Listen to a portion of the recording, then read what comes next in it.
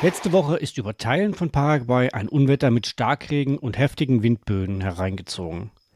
Ich habe Bilder und Videos gesehen, in denen Autos durch die Straßen geschwommen sind und Häuser bis zum Dachgiebel unter Wasser standen.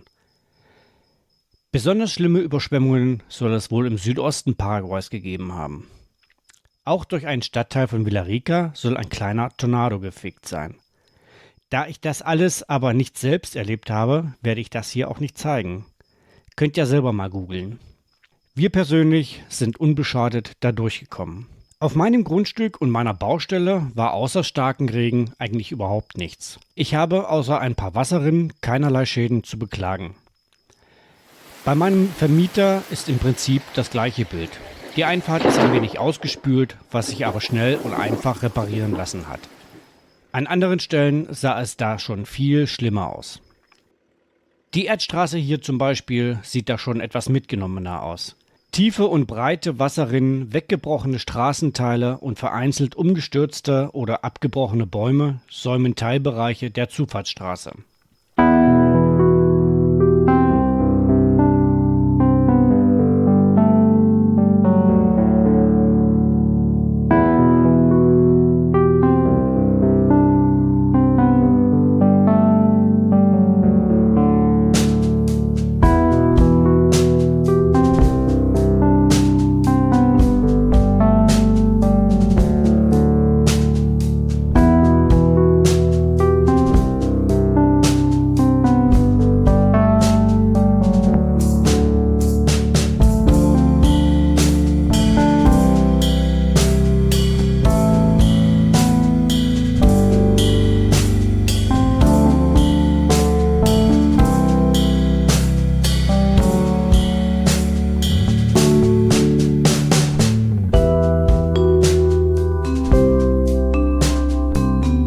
Parallelstraße, die in circa 1 Kilometer Luftlinie verläuft und auch die nächstgelegene Stadt wiederum hat es wesentlich härter getroffen.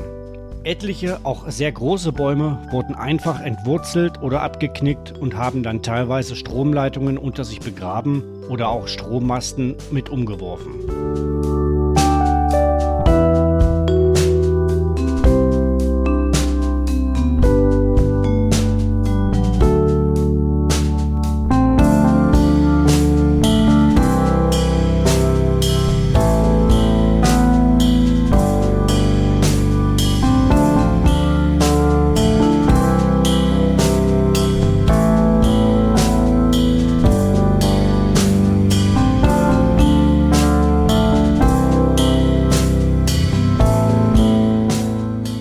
Bei einigen Häusern wurde das Dach, meist aus Blech, einfach abgehoben und weggeweht.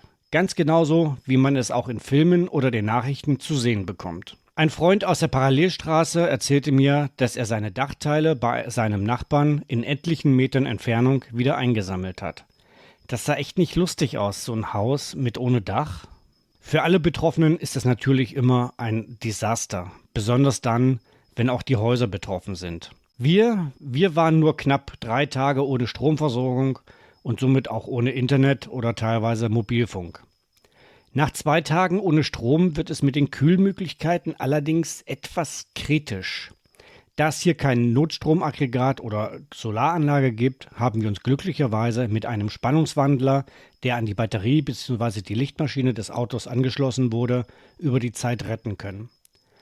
2 Kühl- und Gefrierkombinationen sowie eine Gefriertruhe waren überhaupt kein Problem für dieses kleine Gerät. Der Stromanbieter hat wohl sein Möglichstes getan, um die Stromversorgung schnellstmöglich wieder in Gang zu bringen. Einige freiwillige Helfer haben sie augenscheinlich dabei unterstützt, wie zum Beispiel hier, wo ein Anwohner schon mal die abgerissene Stromleitung zusammengerollt hat, damit sie nicht mitten auf der Straße liegt. Ja, das gibt jetzt bestimmt einen neuen Zaun oder ein paar Guarani vom Schrotthändler. Naja. Aber wenigstens die Natur hat sich über diese Wassermassen sehr gefreut.